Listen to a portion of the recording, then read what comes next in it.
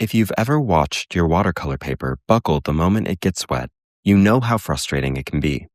Stretching your watercolor paper is the simplest way to keep it perfectly flat from start to finish, and it can completely change your painting experience.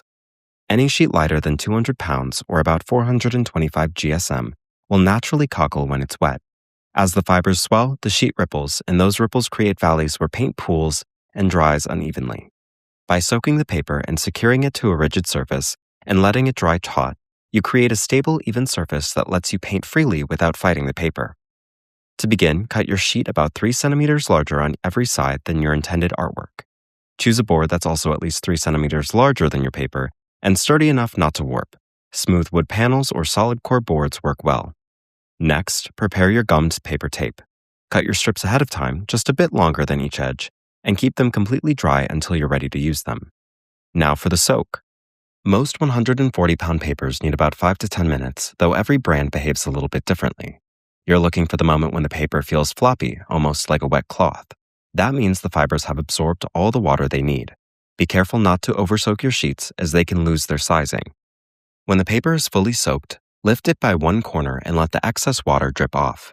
Bring it to your dampened board. Bow it gently in the center and drop it so the middle touches first. It will settle flat on its own. If you need to reposition it, simply lift and drop again. Dampen your gummed tape with a light squeeze sponge, enough to activate the adhesive, but not enough to wash it away. Then apply each strip so that half overlaps the paper and half adheres to the board. Smooth it gently with your fingers. Now let the whole board dry completely overnight. As the paper dries, it shrinks back to size, pulling against the tape to become perfectly taut. Once your painting is finished and dry, you can remove it by cutting along the inside edge of the tape, leaving half the tape on the border of the sheet. Most artists leave this tape in place, since it will be hidden by a mat during framing, and removing it with water might harm the artwork.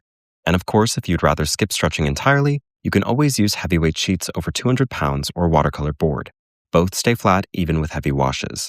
Mastering this simple preparation step can make a dramatic difference in your work. With a little practice, stretching watercolor paper becomes quick, reliable, and incredibly rewarding, letting you focus on the painting, not on taming your paper.